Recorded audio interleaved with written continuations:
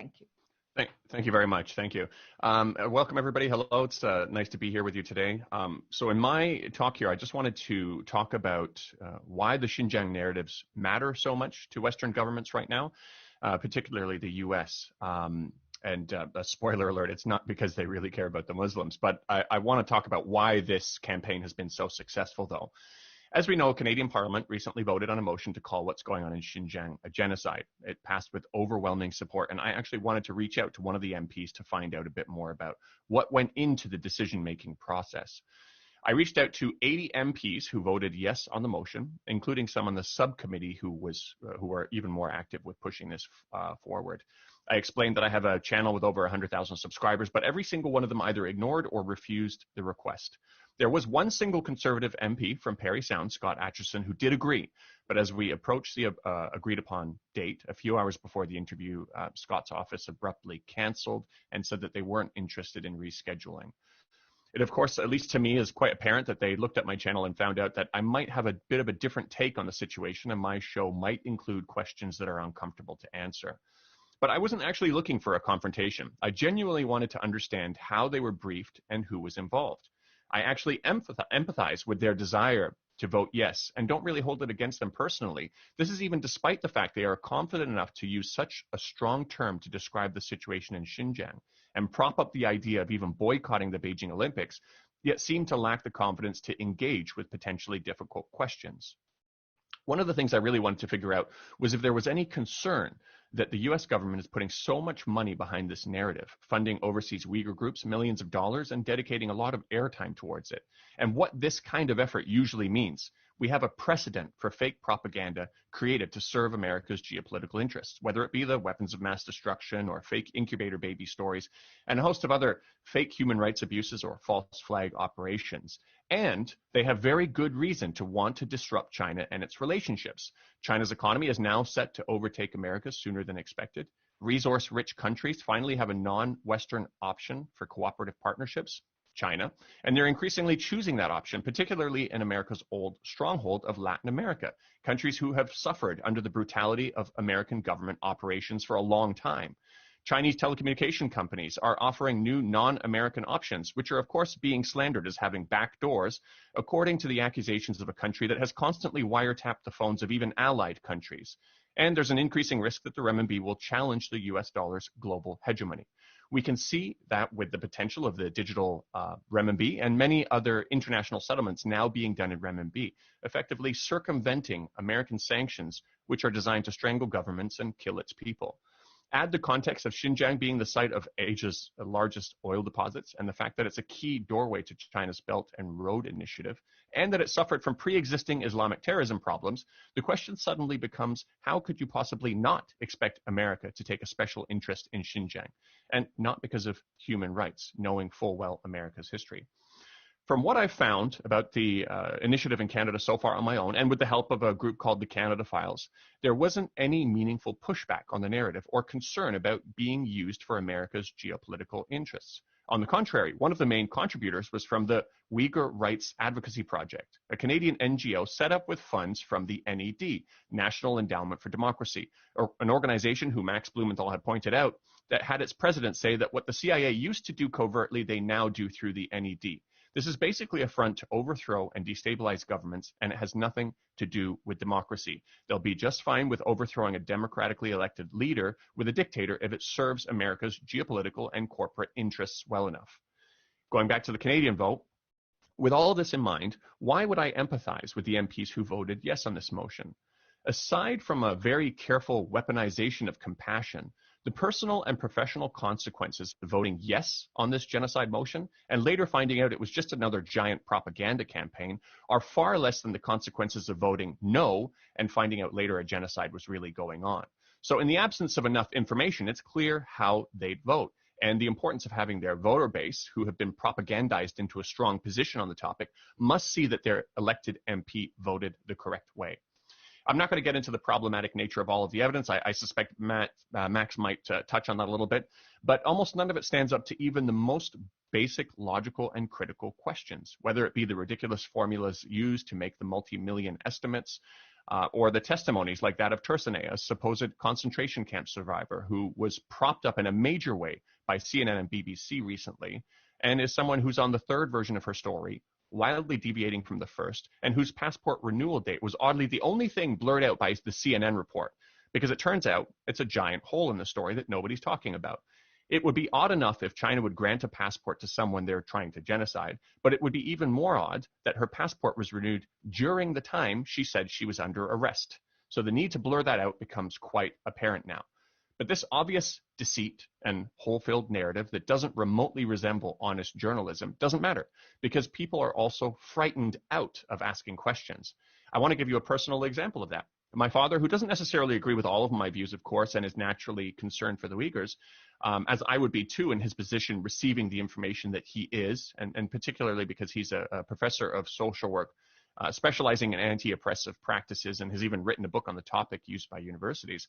He actually does empathize with my point that anytime America says they want to liberate a people's suspicion, at least in regard to the true intentions, is probably a healthy thing to have.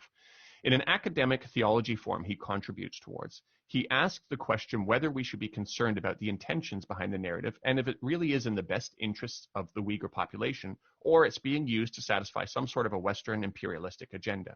His question was, how do we support the Uyghurs and how do we help them without being used as a tool?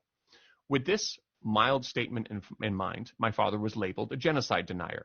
Not even in a theology form, full of academics, was he allowed to ask a question or to even question the intentions, even as a person who is concerned about what might be happening in Xinjiang. Now, take that one step further. Imagine someone who actually is skeptical of the whole narrative and are seeing these massive red flags. There's no room for them in society to talk about it. Consent is being manufactured, scaring people into a specific narrative. Not only did we not learn about the risks of fake weapons of mass destruction-like stories being accepted by the masses, but we didn't learn from the problematic phrase used by George Bush during that time. You're either with us or you're against us. There's no room to question the narrative. You can't stand in the middle while trying to figure things out. Instead, now, we're expected to believe that a population in China that has been growing faster than the majority Han Chinese, in part because they weren't subject to the one-child policy, where they have 20,000 mosques built for them, where their script is written on all the national currency, something we don't even do for our indigenous populations in Canada, where the biggest star in China is a Uyghur woman who was recently signed on by LV as their brand ambassador, where Uyghur kids can get into top universities easier than Han Chinese and have specific halal foods prepared for them in the canteen and prayer areas on campus. We're expected to believe that this population is being eradicated. It's a ridiculous statement, whether it be in a literal sense or even a cultural sense. I think it's safe to say, from historical precedents, the fact that America recently pardoned a convicted soldier who shot a 14-year-old boy through the head in Iraq, along with a number of other unarmed civilians, which barely made a blip in the news. The fact that, and this person was recently pardoned and released from his life sentence. The fact that we're not looking at how to hold Australia accountable for events we have literal footage of, where the SAS soldiers jumping out of a helicopter shot an innocent farmer face down in his fields who was holding his prayer beads. And the fact that the U.S. sanctioned not only the International Criminal Court members looking into U.S. war crimes in Afghanistan, but also their family members. This isn't really about human rights and a care for overseas Muslims. Hypocritical Western nations and problematic narratives aside, I want to talk about the risks that come from brainlessly swallowing and regurgitating this propaganda. 62% of Canadians now support a more hardline approach towards China. Americans have also been convinced that they need to be more aggressive with China. Consent has been manufactured for American warships to travel closer and closer to China's shores and to begin promoting a $27 billion plan, which is in an idea phase, to install a chain of missiles just outside of China's 9-dash line. That's a pretty interesting one also, because one of the biggest producers of anti-China propaganda was ASPI, a think tank funded by weapons manufacturers like Lockheed Martin, Raytheon, Boeing, and more.